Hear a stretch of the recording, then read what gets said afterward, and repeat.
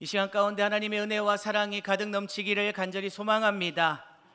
이 시간 함께 우리 10월 인사를 함께 나누도록 하겠습니다. 10월 인사는 다들 아시죠? 칭찬은 축복의 시작입니다. 함께 인사 나누겠습니다.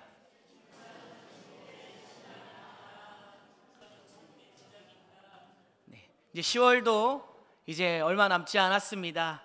서로 칭찬하시면서 담임 목사님께서 미션을 주셨잖아요. 매일매일 칭찬하시면서 칭찬의 메시지로 나아가 본이 되는 삶을 살아가시는 우리 사랑하는 서대전 성결교회 모든 성도님들 되시기를 주님의 이름으로 간절히 축복합니다. 오늘 열왕기하 15장의 말씀을 가지고 내 마음의 산당을 제거하라 라는 말씀으로 함께 은혜를 나누고자 합니다. 무슨 일이든지 시작이 중요합니다. 그리고요, 과정도 중요합니다. 그런데 제일 중요한 게 있습니다. 마무리가 제일 중요합니다.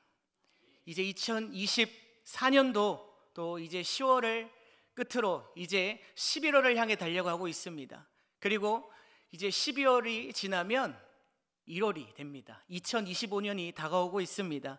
시작을 어떻게 하셨습니까? 그 과정이 어떠셨습니까? 마무리를 잘 하시길 바랍니다. 그리하여서 하나님께 온전히 칭찬받는 우리 사랑하는 성도 여러분들 되시기를 주님의 이름으로 간절히 축복합니다. 하나님께서 기름 부어 세우신 이스라엘의 첫 번째 왕 사울은 처음에는 겸손하고 하나님께 순종하는 왕이었습니다. 그러나 시간이 지남에 따라 그는 하나님보다 사람들의 평가와 자신의 욕심을 더 중요하게 여기기 시작했습니다. 사울은 하나님께서 명령하신 것을 무시하고 자신의 뜻대로 행하였습니다. 결국 하나님께서는 그 사울 왕을 버리시고 하나님 마음에 맞는 사람 다윗을 기름 부어 새로운 왕으로 세우셨습니다. 그런데 어찌 보면 이 다윗 왕 완벽한 사람은 아니었습니다. 하나님에 맞는 사람, 합한 사람이라고 우리가 알고 있지만은 그 과정 그리고 다윗의 내막을 자세하게 들여다보면 완벽한 사람은 아니었습니다. 시작과 과정은 어떻게 보면 사울 왕과 비슷했습니다. 죄도 지었습니다. 그런데 사울 왕과 다른 다윗의 모습은 무엇이냐면 죄를 지었을 때에 하나님 앞에 회개하고 하나님의 뜻을 구하는 다윗의 모습이 있었다라는 것입니다. 하나님은 이 다윗의 진심 어린 회개와 하나님을 향한 그 마음을 크게 보셨다라는 것이죠. 그렇기 때문에 다윗은 마무리를 잘 할 수 있었습니다. 사울과 이 다윗의 비교를 통해 우리는 사람들 눈에 보이는 그 성공보다 하나님 보시기에 합당한 삶을 살아가는 것이 더 중요하다라는 것을 교훈으로 얻을 수 있습니다. 오늘 본문의 열왕기서는요, 다윗 왕의 죽음에서부터 왕국 분열을 거쳐 북이스라엘 왕 아합의 죽음이 이르기까지 120여 년의 역사를 그린 열왕기상과 그리고 북이스라엘 왕 아하시아의 통치로부터 남유다와 북이스라엘의 멸망과 포로기까지 약 300여 년의 역사를 그린 열왕기하로 구분이 됩니다. 이 열왕기서에 기록된 왕들의 공통점이 있습니다. 사울 왕과 다윗 왕을 말씀드렸던 것처럼 하나님 보시기에 어떠했는지에 있습니다. 왕들이 어떠한 업적을 남겼는가가 아니라 그들이 하나님 보시기에 어떤 왕이었나, 그것을 초점으로 이 열왕기서는 이야기하고 있습니다. 열왕기하 14장에 나오는 아마샤와 오늘 본문 말씀에 나오는 이 아마샤 왕의 아들 아사랴는 하나님 보시기에 정직히 행하였다라고 성경에서는 평가하고 있습니다. 그러나 이 두 왕들의 종교 정책에 관해서는요, 칭찬을 하고 있지는 않습니다. 이들이 하나님 보시기에 정직을 행하였으나 왜 칭찬을 받을 수 없었을까요? 열왕기하 14장 3절 말씀에 그 이유가 나와 있습니다. 열왕기하 14장 3절 말씀 함께 읽어보도록 하겠습니다. 시작. 아마샤가 여호와 보시기에 정직히 행하였으나 그의 조상 다윗과는 같이 아니하였으며. 아멘. 그 이유로 그의 조상 다윗과는 같이 아니하였다고 이 성경 말씀에 기록합니다. 서두에도 말씀드렸지만은 다윗은 하나님께서 내 마음에 합한 자라 칭찬을 하십니다. 이 말은 다윗은 무엇을 하든지 하나님 중심으로 살았고 하나님을 존귀하게 여기는 자로 왕 자신을 높이는 것이 아니라 하나님을 높이는 사람이었다 라고 이야기할 수 있습니다. 그렇기 때문에 하나님은요 이렇게 다윗과 같은 자를 찾으시는 줄 믿습니다. 오늘 본문에 이 아마샤와 아사라의 종교 정책을 칭찬받을 수 없었던 가장 큰 이유가 또 있습니다. 그 이유는 열왕기하 14장 4절과 15장 4절 말씀에 동일시하게 기록되어 있습니다. 함께 읽어보도록 하겠습니다. 14장 4절 말씀입니다. 시작. 오직 산당들은 제거하지 아니하였으므로 백성이 여전히 산당에서 제사를 드리며 분향하였더라. 그리고 15장 4절에도 이렇게 기록합니다. 오직 산당은 제거하지 아니하였으므로 백성이 여전히 그 산당에서 제사를 드리며 분향하였고. 가장 큰 이유는요 산당을 제거하지 않은 것에 있습니다. 하나님께서 이스라엘 백성들에게 하나님이 정하시고 구별하신 거룩한 장소, 다시 말하면 하나님의 성전, 예루살렘 성전을 세우게 하시고 그곳에서만 하나님께 예배할 것을 명령하셨습니다. 그런데 이 산당이라는 곳은 산 위에 세워진 신전으로 바알과 아세라 같은 우상을 숭배하는 곳이었습니다. 그리고 그들을 섬기는 의식을 진행하는 장소였습니다. 아마샤 왕이나 이 아사라 왕은요 하나님 앞에 정직을 행하였으나 이 산당을 제거하지 않음으로 인하여서 백성들이 성전이 아닌 우상을 섬기는 곳에서 예배를 드리게 하는 큰 실수를 범했다라는 것입니다. 이 산당이 언제 제거되냐면요 열왕기하 18장 말씀에 히스기야 왕 때 제거가 됩니다. 그런데요 21장에 이 히스기야의 아들 므낫세가 여호와 보시기에 악을 행하고 그리고 제거되었던 산당을 다시 만듭니다.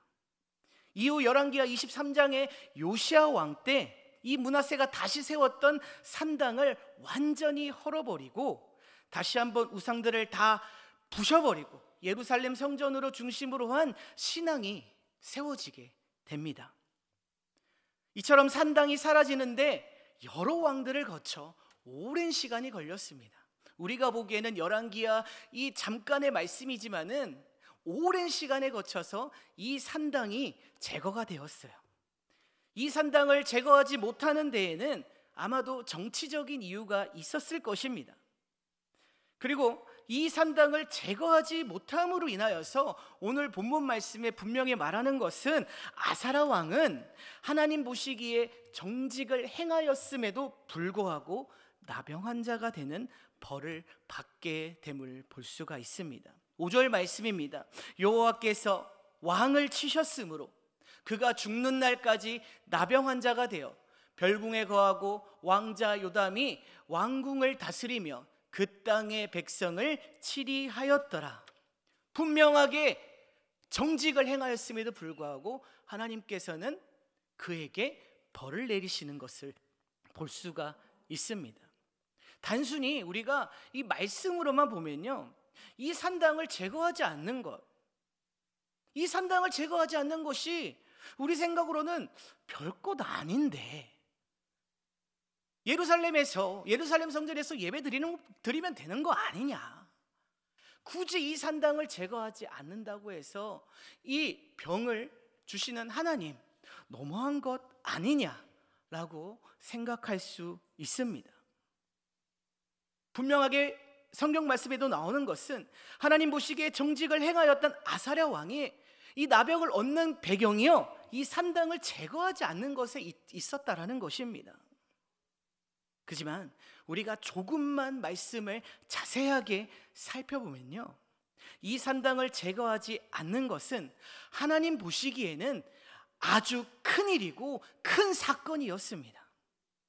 제가 어렸을 때 일입니다. 지난주 리더 성경 공부 때 이 이야기를 나눴던 것 같아요. 저희 아버지가 원래는 교회를 다니지 않으셨습니다. 지금은 안수 집사님이시고 신앙이 좋으십니다. 기도도 열심히 하시고 목회자인 아들을 위해서 열심히 어머니와 함께 기도를 하십니다. 그런데 믿지 않으셨을 때, 그리고 어머니가 계속해서 아버지를 교회에 데리고 가려고 할 때가 있었습니다. 주일이었습니다. 아버지에게 어머니는 오늘만 일을 나가지 않고, 저희 아버지가 택시기사 하시거든요. 그때는 개인 택시가 아니었고 업무용이었습니다. 회사 택시였어요. 그러면 개인 차로 가서 이제 거기서 회사 택시를 갈아타고 일을 하는 것이었습니다. 제가 사는 곳은 김천이고요, 저희 아버지는 구미에서 택시 운전을 하셨습니다. 그러면 김천에서 구미까지 가야 됩니다. 한 20-30분 되는 거리를 가야 되는 거예요. 근데 아버지는 막무가내로 출근을 하시겠다고 했어요. 교회 안 나가면 어쩌나, 그만 좀 얘기하라고, 그렇게 막무가내로 일을 나가셨습니다. 어머니는 극구 말리셨어요. 제발 나가지 말라고, 오늘은 예배 드리자, 교회 가자라고 극구 말리시고 이야기하셨습니다. 오늘 좀 마음이 이상하다 라고 말씀하셨습니다. 그렇게 막무가내로 일을 나가셨어요. 그런데 한 20분 뒤에 전화가 왔습니다. 사고가 났답니다. 교통사고가 났대요. 급히 오셔야 될 것 같다고 전화가 왔습니다. 그렇게 어머니와 제가 그 아버지 사고 현장으로 갔어요.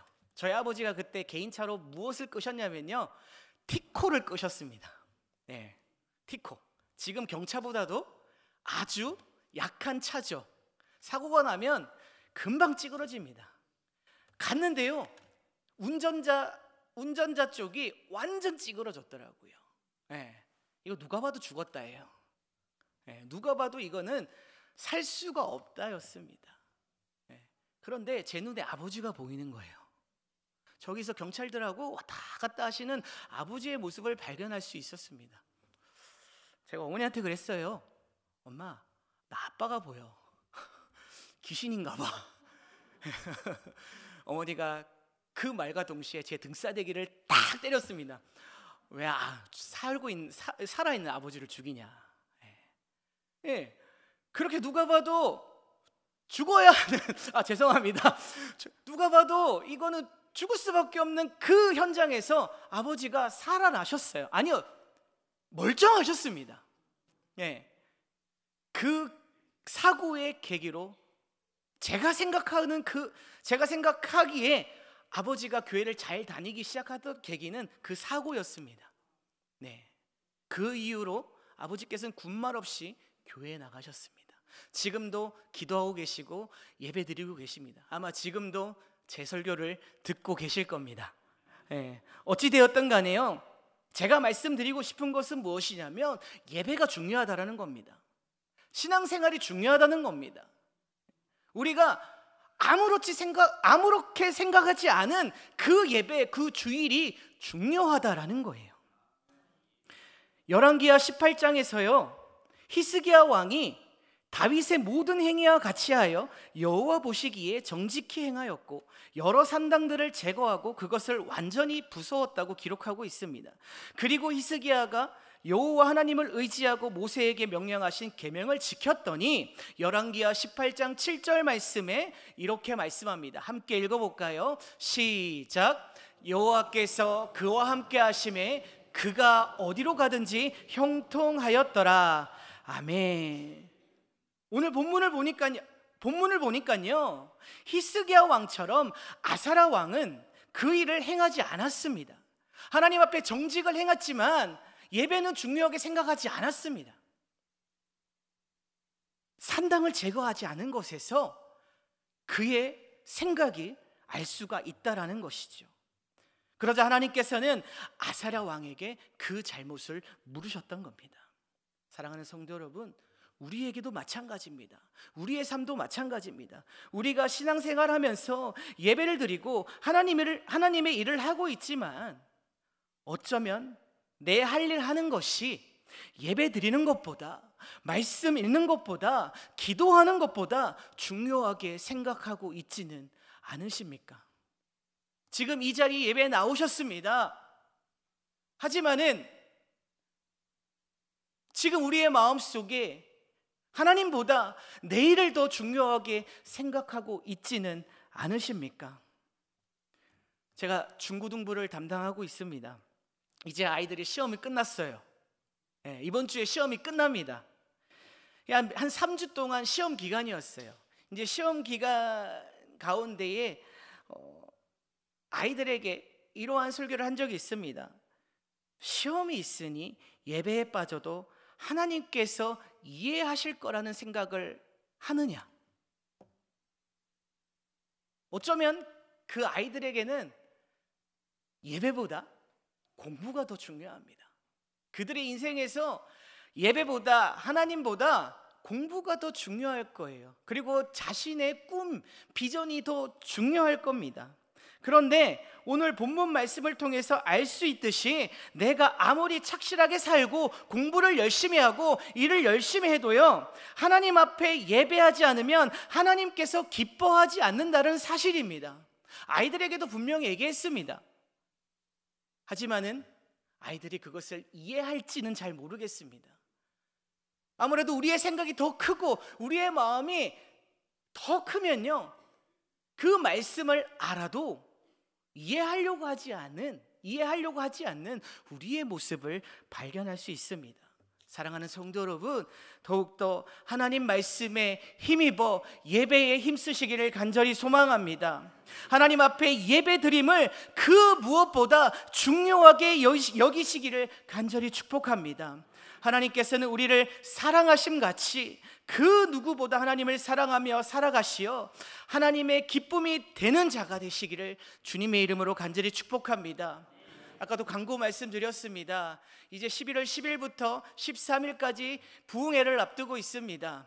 그 부흥회를 앞두고 우리가 기도로 준비해야 됩니다. 기도로 준비하고 또 예배 가운데 나가야 됩니다. 우리가 은혜를 받기 위한 그 자리에 나와야 됩니다. 우리가 많은 부흥회를 겪었고 많은 예배를 드립니다. 그래서 우리의 생각에 굳이 다 예배를 안 드려도 되지 않느냐라는 우리의 사단의 유혹이 있을 수도 있습니다. 하지만 반드시 기억해야 될 것은요, 매 시간마다 하나님의 은혜가 있을 줄 믿습니다.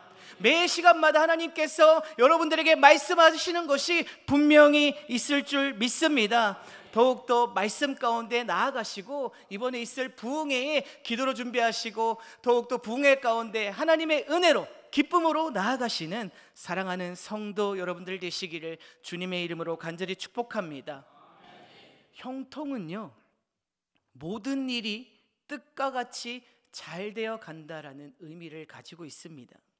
히스기야 왕처럼 하나님께서 기뻐하지 않는 산당을 제거하시기를 간절히 축복합니다.